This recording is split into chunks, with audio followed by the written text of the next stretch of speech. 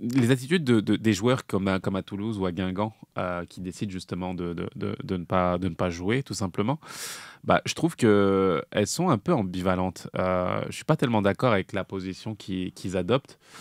Pourquoi? Parce que dans un groupe de joueurs en Ligue 1, par exemple, tu dois avoir 60% de musulmans si on se parle entre nous, genre vraiment, et des On n'a jeunes. pas de statistiques, mais on Exactement. est capable de... Exa- Tu sais mieux que moi, de toute façon. Exactement. Et je pense que c'est même plus, en fait, c'est même plus dans l'aspiration personnelle, mais ça devient plus une sorte de politique, finalement, qui devient difficile à gérer. Et quand tu t'engouffres justement dans ce type de politique, je dis ça pourquoi? Bah, tu peux plus t'en sortir. Pourquoi?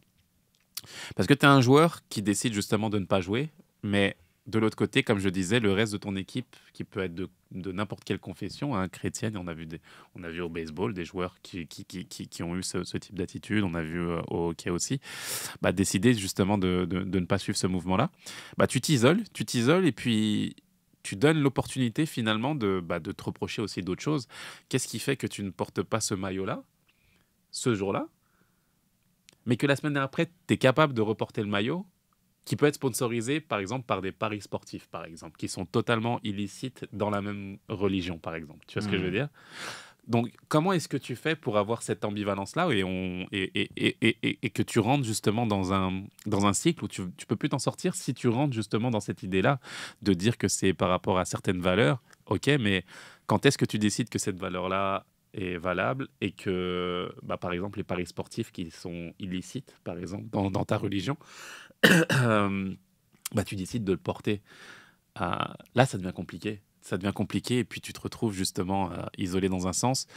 Tu punis ton équipe, je pense, d'une certaine façon aussi, quand tu communiques de cette façon-là. Mhm. J'ai vu Emmanuel Marceron, un ancien de l'Impact de Montréal, qui a travaillé à l'Impact de Dans les Montréal bureaux, oui. dans les bureaux pendant des années, qui est aujourd'hui un des partisans forts du FC Nantes, par exemple. Il l'était même avant. Il était même avant, et qui supporte le FC Nantes. Et je l'ai vu tweeter hier, justement, sur cet aspect-là. Il dit, guys, on joue la relégation, on est en danger en Ligue 1, et puis notre meilleur attaquant décide de ne pas jouer pour nous, pour des raisons personnelles. Comment est-ce qu'on fait? Comment est-ce qu'on fait? Comment est-ce qu'on doit vivre ça? Et ça rejoint justement, je pense, un sujet que tu voulais aborder et une déclaration d'Éric Roy, Oui, entraîneur de absolument. Brest. Absolument, parce que, bon, M. Roy qui dit en plus, ben, essentiellement, le moment est tellement mal choisi pour faire ça. On est à la fin avec des clubs qui luttent pour leur survie. Ben, premièrement, c'est pas la Ligue 1 qui a décidé que le 17 mai, c'était la journée de lutte contre l'homophobie dans la société. Je veux dire, c'est établi, c'est la même chose que ce soit en France ou au Canada. Ce matin, en me promenant dans les bureaux ici, j'ai vu quelque chose sur les panneaux d'affichage par rapport à ça. C'est le 17 mai, c'est établi. C'est pas la faute de la Ligue à un moment donné.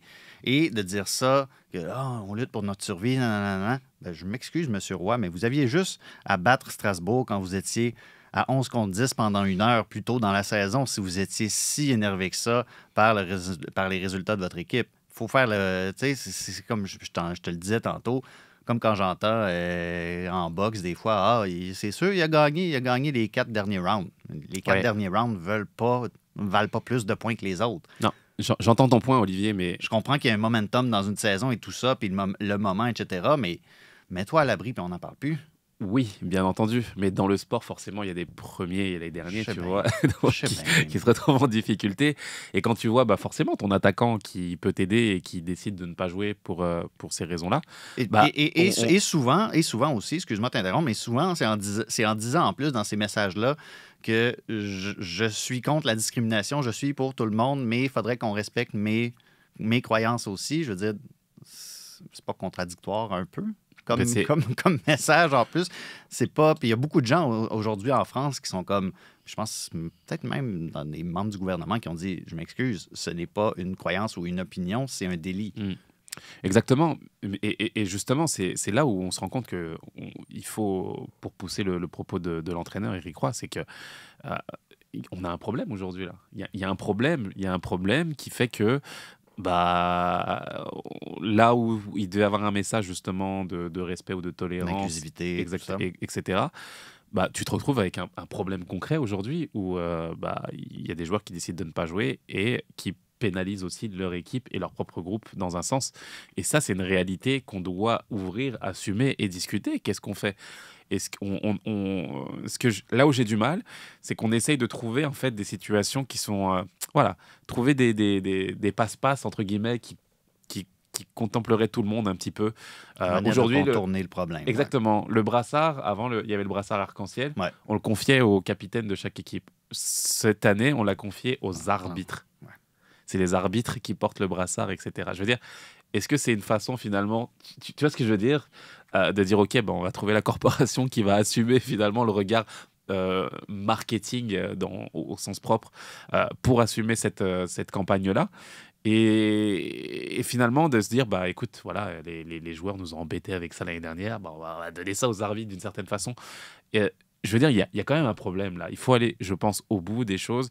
Est-ce qu'on va complètement au bout et aux idées des ligues, des fédérations qui veulent partager ces événements-là, que ce soit la discrimination, de n'importe quelle discrimination, que ce soit le racisme, l'homophobie ou autre, ou est-ce qu'on décide de se dire, bah, le sport, c'est le sport, et on trouve une autre façon finalement bah, de se faire, de parler de l'essence même du message, parce qu'aujourd'hui, les fourvoyés, l'année prochaine, je peux te dire qu'une semaine avant bah, le 17 mai, bah, on sait ce qui va se passer. On va regarder dans quelle équipe est-ce qu'il va y avoir des joueurs qui ne vont pas... On va se dresser des listes. Exactement. Puis bon, il va se passer telle affaire. Et puis ça, lui, il jouera pas. et ça change justement la nature du message. Tu n'es plus justement dans l'essence que tu voulais avoir aujourd'hui. Et tu deviens... Il y a un problème. Aujourd'hui, il y a un problème. Et je pense que c'est important d'en parler, même si Eric Roy, tu as raison, doit assumer ses responsabilités sportives. Je veux dire, tu as raison. Il faut gagner les matchs sur les matchs décisifs que tu dois avoir. Mais on est forcé d'entendre qu'il y a aussi un problème et qu'il faut trouver une solution à ça.